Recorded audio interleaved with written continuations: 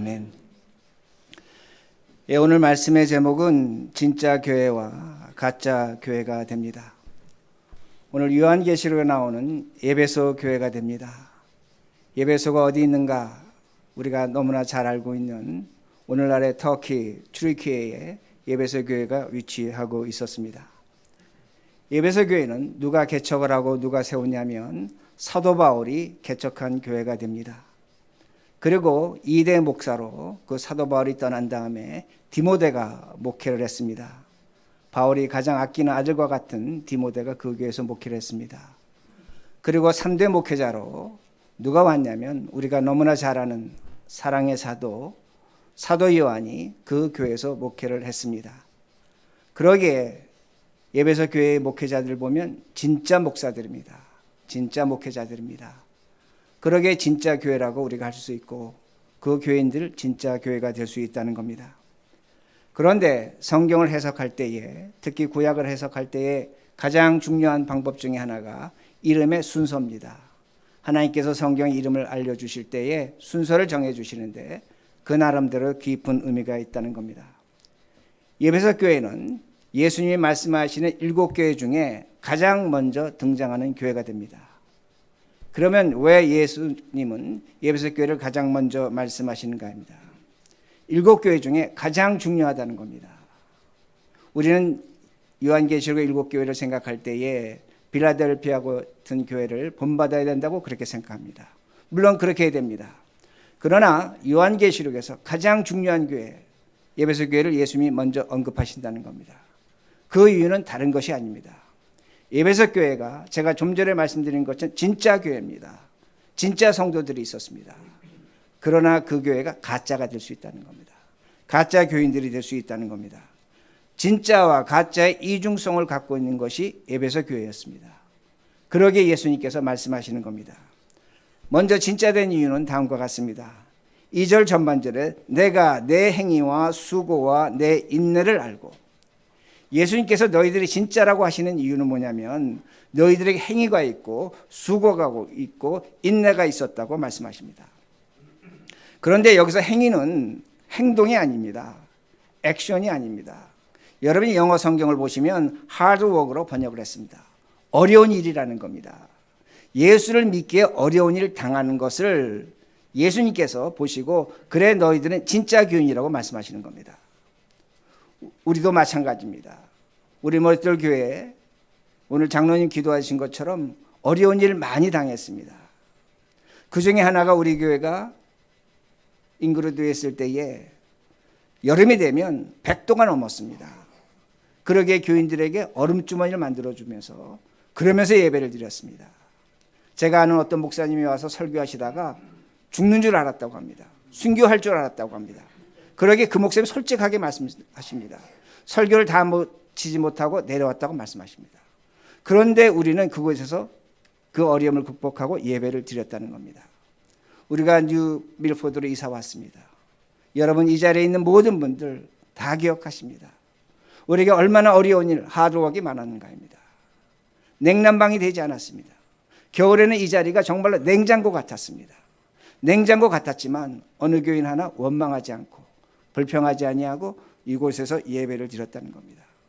그러면서 우리가 여러분들의 피 같은 헌금을 모아서 교회 건물을 구입했고 냉난방 시설했고 화장실 고쳤고 지붕 고쳤고 많은 것을 고쳤습니다.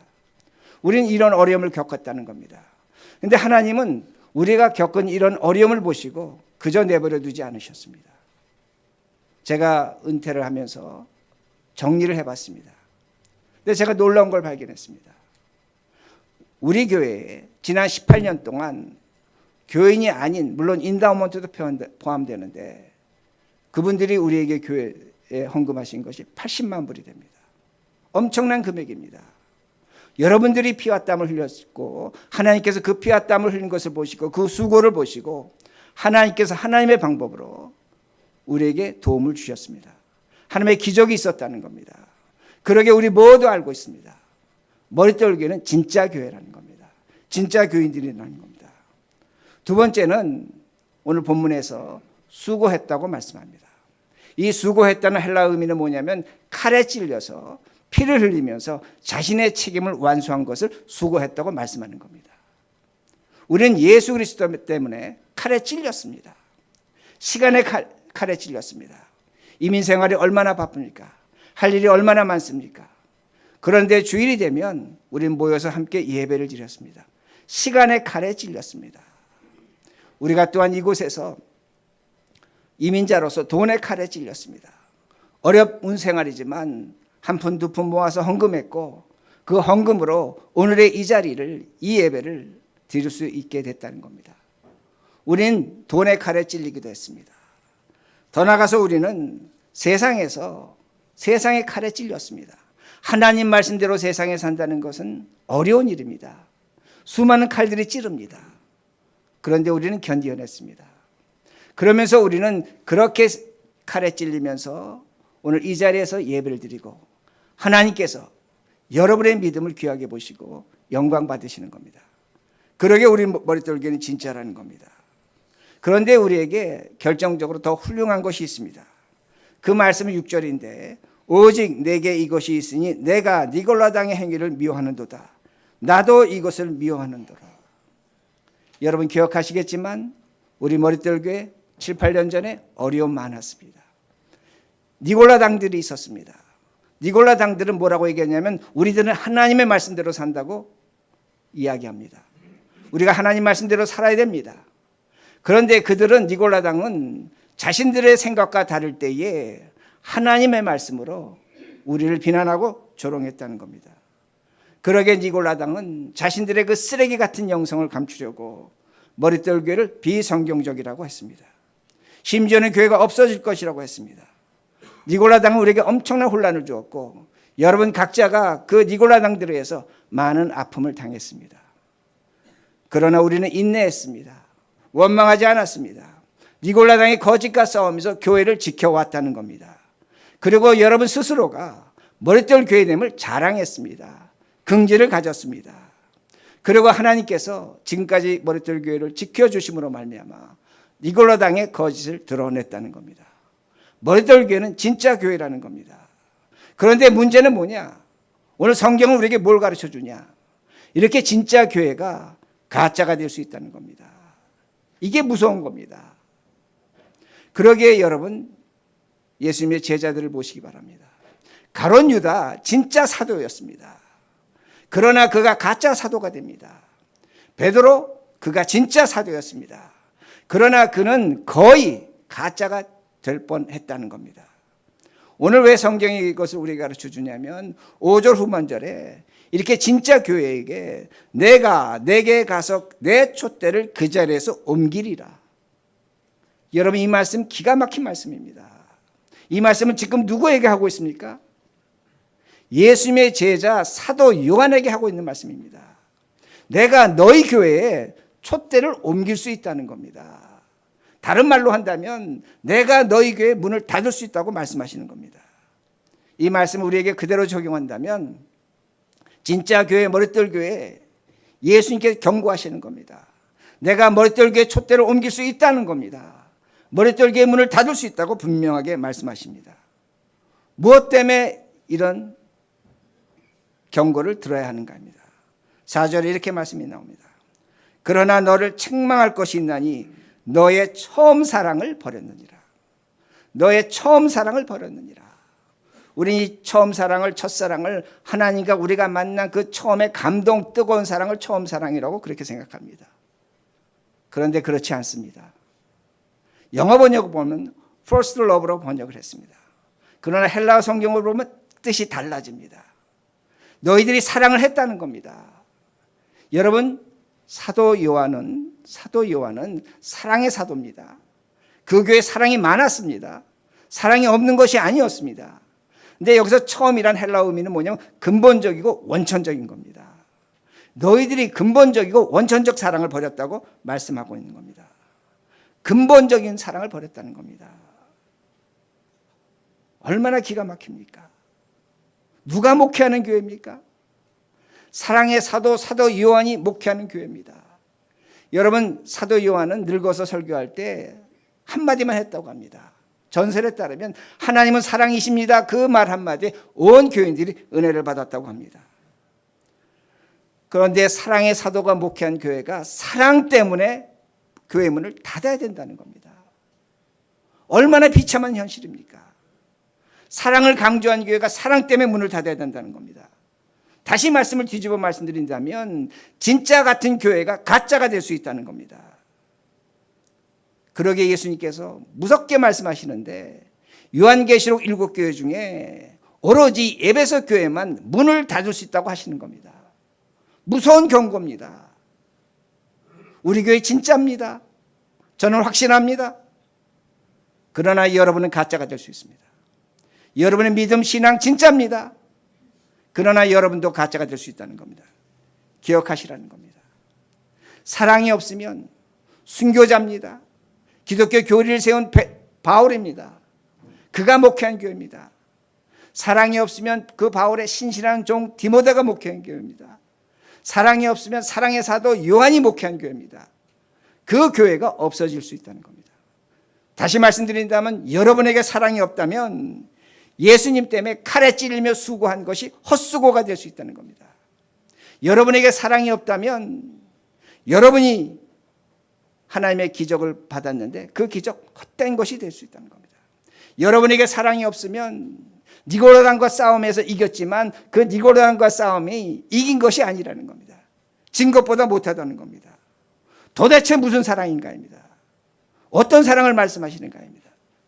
5절에 나옵니다. 그러므로 어디서 떨어졌는지를 생각하고 회개하여 처음 행위를 가지라. 만일 그러지 아니하고 회개하지 아니하면 내가 내게 가서 내 촛대를 그 자리에서 옮기리라. 사랑한 교인들입니다. 근데 근본적 사랑을 찾으라는 겁니다. 그 사랑이 어디서 떨어졌는지 생각해 보라는 겁니다. 사랑이 어디서 떨어졌는지 생각하라는 겁니다. 이 단어도 영어 성경 보면 remember라는 단어를 썼습니다. 사랑이 떨어진 장소를 기억하라는 겁니다. 우리는 오늘도 사랑이 떨어진 장소를 어떻게 생각하냐면 저 멀리 선교지에 아프리카에 내가 사랑하지 못해서 사랑이 그곳에 떨어져 있다고 생각합니다. 오늘도 내 불쌍한 이웃 돌보지 못해서 사랑이 그곳에 떨어져 있다고 생각합니다. 유크레인의 전쟁터에 내가 사랑하지 못해서 사랑이 그곳에 떨어져 있다고 생각합니다. 아닙니다. 여러분이 사랑을 떨어뜨린 장소는 가장 가까운 장소입니다. 멀리 있지 않습니다. 여러분 한 곳에 있다는 겁니다. 성경이 가르쳐 줍니다. 그 장소를 가르쳐 줍니다. 하나님이 우주 만물을 창조하셨습니다. 그리고 아담과 이브 남자와 여자를 창조하셨습니다. 그리고 그 두 사람 불러서 하나님께서 창조하신 것이 뭔 줄 아십니까? 가정을 창조하셨습니다. 아내와 남편을 창조하셨다는 겁니다. 하나님이 오늘 우리에게 요구하시는 첫사랑, 가장 근본적 사랑은 뭐냐면 부부의 사랑입니다. 아내와 남편의 사랑입니다. 가정입니다. 하나님이 주신 첫사랑은 먼 곳에 있는 것이 아닙니다. 여러분의 가정, 여러분의 부부관계가 하나님의 첫사랑의 장소라는 겁니다. 왜 그런 줄 아십니까? 만약에 그 아담과 이브가 남자와 여자가 하나님 말씀대로 둘이 하나가 됐다면 저는 확신합니다. 사탄은 시험하지 못했을 겁니다. 그런데 둘이 하나가 되지 못했습니다. 제가 지난번에 설명드린 것처럼 둘이 된 겁니다. 그러게 삼각관계가 되는 겁니다. 그러게 뭐가 들어왔습니까? 사탄이 여자를 시험하는 겁니다. 교회 역사에서 사탄의 역사가 가장 뚜렷하게 나타나는 것은 가정 파괴입니다. 부부관계 파괴라는 겁니다. 그러기에 여러분들이 제가 지난 18년 동안 설교했습니다. 오로지 하나입니다. 여러분이 찾아야 할 사랑의 장소는 가정입니다. 부부관계라는 겁니다. 부부는 하나님 앞에서 밤마다 서로를 리멤버 해야 됩니다. 기억해야 됩니다. 이 리멤버라는 단어를 헬라어나 라틴어로 보면 굉장히 신비합니다. 리라는 것은 다시입니다. 멤버라는 것은 신체 부위를 의미합니다. 라틴어로 뭔 줄 아십니까? 남자와 여자의 생식기를 의미합니다. 크리스찬들은, 하나님을 믿는 사람들은 밤마다 서로를 기억해야 된다는 겁니다. 정신적, 육체적 사랑을 가져야 된다고 성경은 가르쳐 주는 겁니다. 문제는 뭔 줄 아십니까? 우린 이런 사랑을 사랑이 아니라고 생각하는 겁니다. 이게 오늘날 교회의 실수입니다. 우린 이런 사랑을 비천하다고 생각합니다. 절대로 그렇지 않습니다. 한 가지 예를 들겠습니다. 우리 교회에 화장실이 있는데 많은 분들이 저에게 뭐라고 얘기하면 목사님 2층 화장실 문은 잘못 달렸습니다. 왜 그렇습니까? 물으면 문을 열고 나오다 사람들과 지나가는 사람들과 부닥친다는 겁니다. 잘못 달렸다고 얘기합니다. 그리고 아래층 화장실은 안에서 당겨서 여는 겁니다. 지나가는 사람과 부닥치지 않습니다. 그러게 정상이라고 그렇게 생각합니다. 근데 여러분 설계사한테 가보시기 바랍니다. 여러분이 잘못 달렸다고 한 2층 화장실 문이 정상입니다. 아래층이 잘못 달린 겁니다. 그러게 아래층은 항상 열어놓습니다. 왜 그런 줄 아십니까? 화재나 비상시에 어린이나 노약자나 휠체어 탄 사람 문을 박차고 나와야 됩니다. 그러게 2층이 정상입니다. 아래층이 비정상이라는 겁니다. 오늘날 교인들의 가장 큰 잘못은 뭔 줄 아십니까? 하나님의 사랑을 반대로 생각하는 겁니다. 거꾸로 생각하는 겁니다. 하나님 말씀과 반대되는 사랑을 정상이라고 생각합니다. 하나님 말씀과 일치하는 사랑을 사랑이 아니라고 생각한다는 겁니다. 하나님 말씀을 정상으로 받아들인다면 그 관계는 사랑의 시작은 가정입니다. 부부라는 것입니다. 이것이 첫사랑이라는 겁니다. 아마 제가 이렇게 말씀을 드려도 많은 분들이 의아하게 생각할 겁니다. 우리는 정상인데, 우리는 아무런 문제가 없는데 정말로 그렇습니까? 인간의 관계는 불완전한 겁니다. 그러나 불완전함에도 불구하고 최선을 다해서 하나가 될 때에 거기서 사랑이 실천되는 것이고 그 사랑으로 교회의 사랑이 나타나는 것이고 사회적 사랑이 나타나는 것이고 하나님의 사역을 이룰 수 있는 근본이라는 것을 기억하셔야 됩니다. 두 번째 또 한 가지가 있습니다. 우리가 사랑을 상실한 장소가 어딘가입니다. 어딘가입니다. 세상입니다. 우리가 오늘날 사랑을 상실한 장소는 세상이라는 겁니다. 우리는 하나님이 세상을 사랑하사 독생자 예수 그리스도를 보내신 세상을 사랑하지 않습니다. 오늘날 교인들은 세상을 사랑하는 것을 악이라고 죄라고 생각합니다. 성경에 그런 구절이 있습니다. 그러나 성경을 잘 보시기 바랍니다. 하나님을 사랑하지 않으면서 세상을 사랑하면 분명히 죄입니다. 악입니다. 그러나 여러분들이 시편과 더 나아가서 신약을 보면 바울의 서신을 보면 분명히 가르쳐 줍니다. 하나님을 사랑하는 자는 세상을 사랑한다는 겁니다. 시편 104편 40절에 보면 하나님의 영 성령이 오늘도 세상을 창조하신다고 말씀하고 있습니다. 시편 35편 5절을 보면 세상에 하나님의 인자하심이 충만하다고 말씀합니다. 요한복음 14장 30절을 보면 세상에 사는 사람들은 하나님의 사랑을 알아야 된다고 말씀합니다. 요한일서 4장 17절을 보면 세상에 하나님의 사랑이 있기에 우린 이 세상에서 담대하게 살아야 된다고 성경은 가르쳐줍니다. 여러분 세상을 사랑하시기 바랍니다. 아니 어떻게 우리가 세상을 사랑합니까? 아닙니다. 하나님 사랑하면 세상을 사랑합니다. 폴 틸릭이라는 기독교 철학자가 있습니다. 그는 말합니다. 종교는 세상의 문화를 만들어내고 세상의 문화 속에서는 그 종교가 드러난다고 말씀합니다. 오늘 우리가 살아가는 이 시대 서구 문명입니다. 다른 말로 뒤집는다면 기독교 문명입니다. 우리의 정치, 경제, 사회, 문화, 음악, 예술, 철학 모든 것 속에 하나님이 있습니다. 하나님을 발견하셔야 된다는 겁니다. 세상에 있다는 겁니다.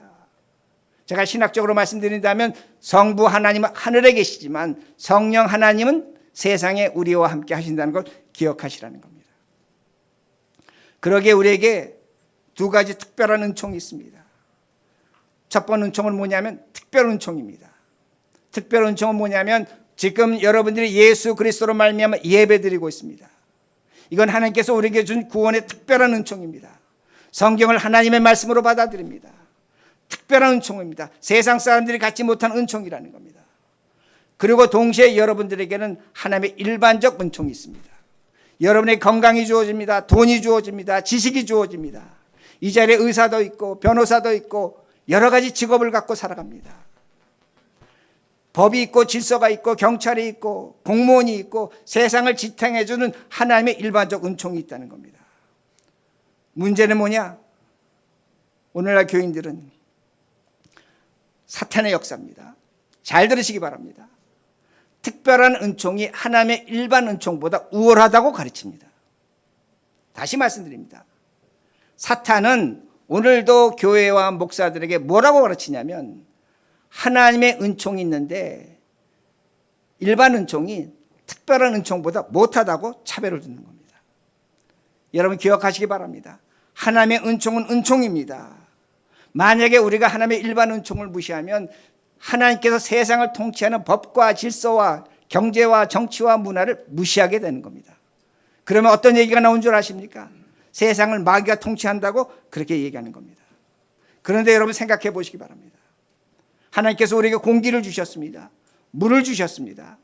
일반적 은총입니다. 만약에 우리에게 공기와 물이 없다면 여러분 당장 죽습니다. 이 세상은 지옥입니다. 돈, 하나님의 일반적 은총입니다. 돈 없으면 삶이 힘들어집니다. 그러기에 하나님의 일반 은총을 무시하지 말라는 겁니다. 만약에 우리에게 하나님의 특별한 은총과 일반 은총을 선택하라고 할 때는 반드시 찾아옵니다. 그때가 언제인 줄 아십니까? 순교할 때입니다. 죽을 때입니다.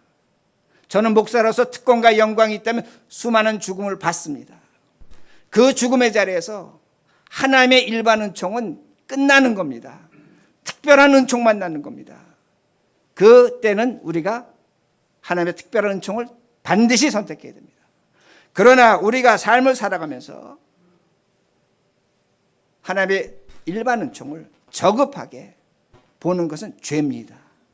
기억하시기 바랍니다. 그러므로 우리는 이 세상에서 하나님의 뜻을 찾아야 합니다. 그러면 세상에서 하나님의 뜻을 어떻게 찾아야 되는가? 여러 가지 수많은 방법이 있습니다. 그런데 오늘 제가 여러분에게 한 가지를 알려드립니다. 그 방법은 책에 있습니다. 책에 있습니다. 책을 읽어야 된다는 겁니다. 제가 얼마 전에 신문을 봤는데 UPI라는 통신사에서 조사를 했습니다. 한국 사람이 1년에 책을 몇 권 읽는가? 8권 있습니다. 일본 사람은 몇 권 읽는가? 9배 되는 72권을 읽습니다. 세계에서 책 제일 많이 읽는 민족이 어딘 줄 아십니까? 미국 사람들입니다. 78권 읽는다고 그렇게 말합니다. 한국 사람들이 책 읽는 수준은 세계 166입니다. 거의 바닥입니다. 미안하지만 아프리카에 있는 사람들보다 책을 읽지 않습니다. 이것이 한국 사회입니다. 한국 교인들입니다. 그러기에 마음적으로 정신적으로 가난하기에 하나님의 일반적 은총을 무시하고 있다는 겁니다. 세상에서 하나님이 계신 것을 알지 못하고 있다는 겁니다. 성경은 생명의 양식입니다. 그 하나님 말씀으로 우리는 죽음과 영원한 하늘나라를 소망할 수 있고 그 하나님 말씀으로 오늘 우리가 이 세상에 어떻게 살아갈 것인가를 결정할 수 있습니다. 그러나 하나님께서 우리에게 일반적 은총으로 이 세상을 주시면서 하나님이 세상에 살아계심을 알려주는 것 중에 하나가 책이라는 겁니다. 책을 마음의 양식이라고 합니다. 왜 마음의 양식인 줄 아십니까? 그 책 속에서 하나님이 지금도 세상을 어떻게 통치하시는지를 분명히 알려주고 있다는 겁니다. 성경을 읽지 않으면 책을 읽지 않습니다. 우리 소재신 목사님이 지금 40절 동안 신약 성경 읽자고 합니다. 부탁드립니다. 머릿돌 교인들이 다 그거 하셔야 됩니다. 그러나 제가 한 가지를 장담합니다. 여러분이 40일 동안 신약 성경 읽는다면 반드시 책을 읽습니다. 이게 하나님의 법칙이라는 겁니다. 우리가 바이블을 성경이라고 말합니다. 근데 그 바이블 단어를 보면 비블리오입니다. 책입니다. 하나님은 성경을 통해서 거룩한 책을 통해서 말씀하시지만 책을 통해서 오늘도 하나님의 통치하심을 분명히 나타낸다는 겁니다. 우리에게 김상겸 집사가 있습니다. 얼마 전에 저에게 이렇게 얘기합니다. 목사님, 제가 이 세상에서 제일 무서운 사람을 만났는데 그 사람이 누군 줄 아십니까? 성경만을 읽는다고 하는 사람입니다. 여러분 새겨 들으셔야 합니다. 성경만을 읽는 사람을 자기가 만났는데 가장 무섭다고 얘기합니다. 철학자 칸트는 말했습니다. 하나를 아는 것은 아는 것이 아니라고 말합니다. 여러분이 성경을만을 아는 것은 성경을 아는 것이 아닙니다. 하나님은 우주 만물을 통치하시고 지금도 살아계시고 오늘 하루를 창조하신 세상의 하나님이라는 겁니다. 그러기에 그 하나님은 성경을 통해서 분명하게 하나님 말씀으로 계시하지만 오늘도 살아계시게 책을 통해서, 역사를 통해서, 사건을 통해서 살아계심을 분명히 나타낸다는 겁니다. 오늘날 교인들의 실수는 뭔 줄 아십니까? 성경을 통해서 모든 것을 다 알고 있다고 착각합니다. 그렇지 않다는 겁니다. 세상의 문화와 정치를 이해하지 못하면 성경을 모르는 것입니다. 성경을 모르는 것입니다. 변화하는 세상을 살아가려면 우리가 이 세상을 알아야 됩니다. 그러게 미국 장로교가 신앙 고백이 있는데, 신앙 고백서가 있는데 C67이 있습니다. 1967년도에 우리 장로교인들은 신앙을 고백했습니다.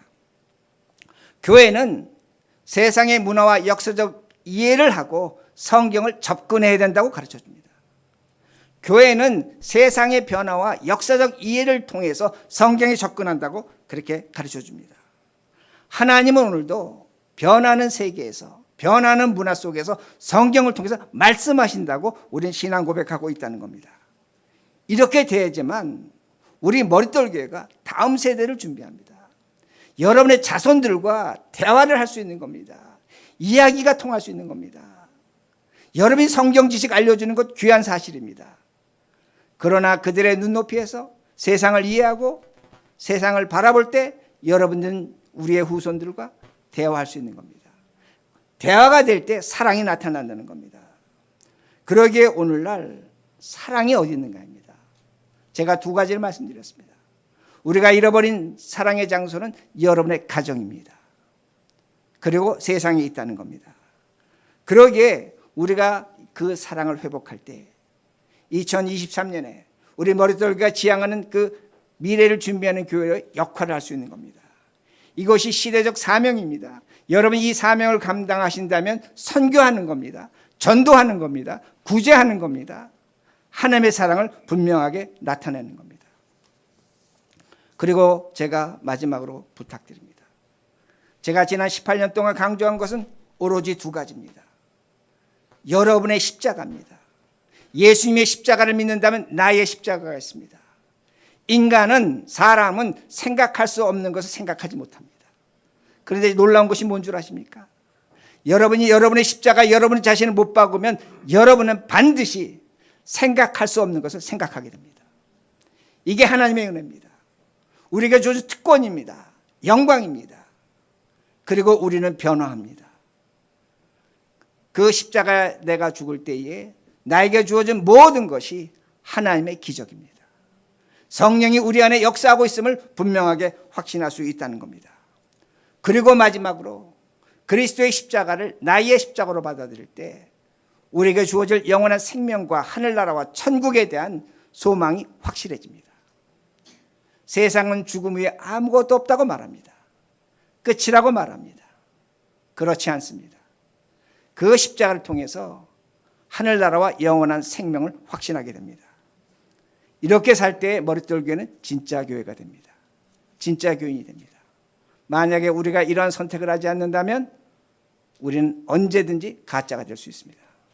그러므로 여러분의 사랑과 그 사랑을 떨어뜨린 장소를 기억하시면서 그 사랑을 실천하며 사시는 우리 모두가 되기를 간절히 바랍니다.